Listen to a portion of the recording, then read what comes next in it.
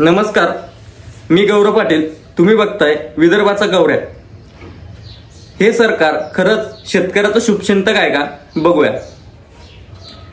Soybean कापूस अनुदान असो, पीक विमा असो, सगळे रखडलेले अनुदान असो, आतापर्यंत शेतकऱ्याच्या 40 ते 50% शेतकऱ्याला आतापर्यंत कुठलंही अनुदान मिळालेलं नाही. आणि सरकार इकडे थापावर थापा लावत आहे.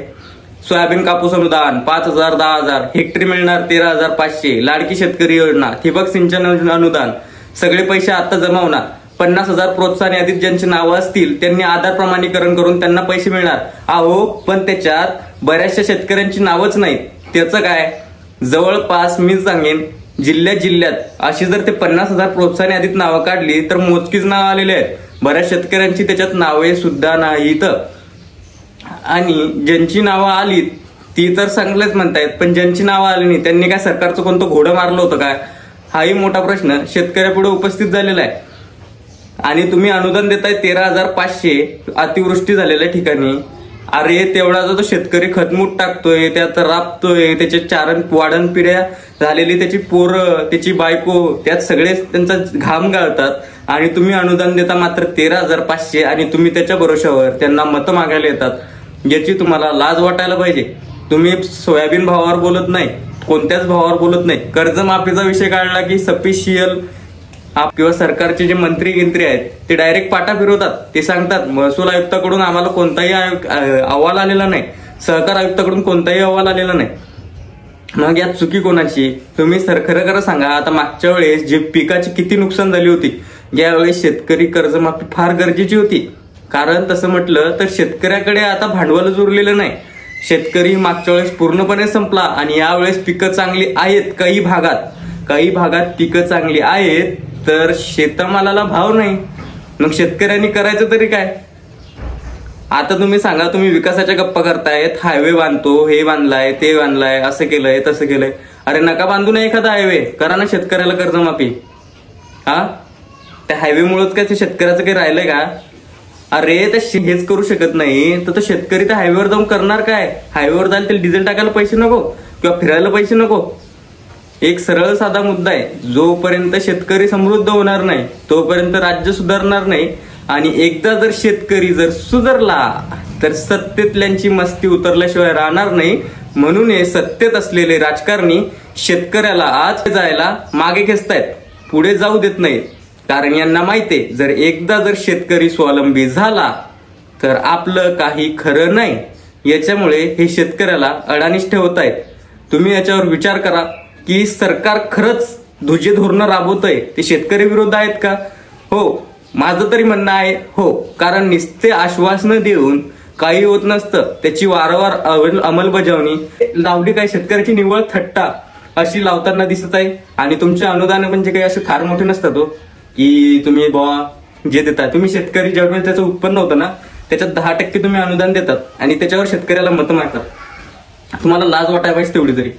अहो, शेतकरी जो एवढ्यासाठी काहीतरी करतोय, सगळ्या राज्याला पोचतोय, त्याच्या घरात भाकर नसली तरी तो काही ना काही करून पूर्ण आपल्या याच्यासाठी प्रजेसाठी लढतो आणि तुम्ही त्यालाच दुखवताय. हाही मोठा प्रश्न आहे. तुमच्याकडे सगळ्यांना पैसे आहेत. लाडकी बहीण योजना असो, काही असो, पटापट वारंवार तुम्ही तारखेनुसार हप्ते जमा करतायत. मग शेतकऱ्याचं कोणतंही अनुदान असो, सोयाबीन कापूस अनुदान असो, कर्जमाफी काय असो, दुसरे काही असो, ठिबक सिंचन अनुदान असो, वेळेवर का होत नाहीत? निधी येत नाही का? निधी तर तुम्ही पटापट मंजूर करून देतात. 3200 कोटी मंजूर. आम्ही तर महाआयटी सेलचं खातंही उघडलेलं आहे. महाआयटी सेलचं खातं उघडलंय, आताच पैसे जमा होतील. मग जातं कुठं? बाकीच्या वेळेस तुम्ही आता लाडकी बहीण योजनेच्या वेळेस तुम्ही किती तिरंगाईने लक्ष घातलं की आपले पैसे पटापट जमा झाले पाहिजेत, बायांच्या खात्यात पैसे जमा झाले पाहिजेत. पहिला हप्ता, दुसरा हप्ता, तिसरा हप्ता, यादी मंजूर, हे ते मंजूर. शेतकऱ्याच्या बाबतीत असं काय होत नाही साहेब?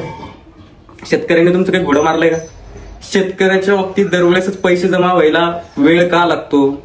हाही मोठा प्रश्न आहे. आता या अतिवृष्टीमुळे ते विमा कंपनी तुम्ही भरलाय ते बरोबर आहे, पण ह्या अतिवृष्टीमुळे ज्या शेतकऱ्यांची खरोखर नुकसान झाले आहे त्यांचा 100% क्लेम झाला पाहिजे साहेब.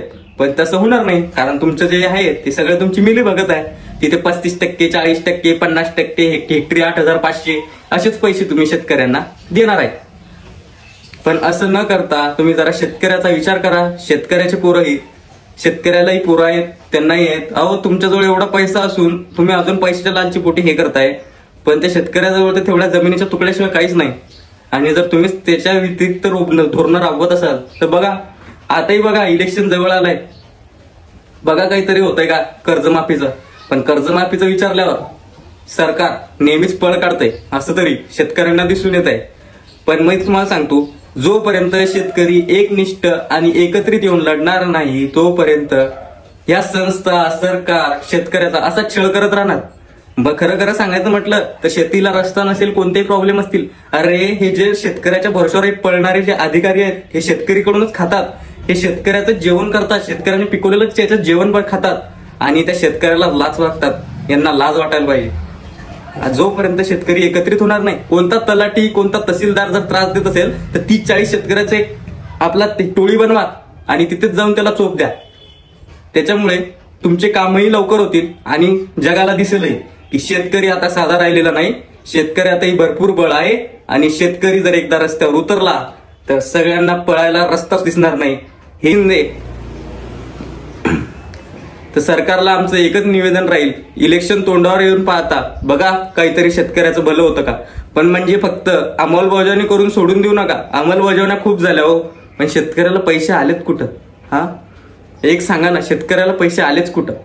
किती अनुदानं मागितलीत, किती तुम्ही अनुदानं जाहीर केलीत, काय काय केलं, पण शेतकऱ्याला मिळलं कुठं? 40% शेतकऱ्याला मिळलं म्हणजे काय सगळ्यांना मिळालं का? हाही मोठा प्रश्न सगळ्यांपुढे उभा राहिलेला आहे. व्हिडिओ जर तुम्हाला आवडला असेल तर चॅनलला नक्कीच लाईक करा, सबस्क्राईब करा. जय हिंद, जय महाराष्ट्र. तुमचाच मित्र विदर्भाचा गौरव.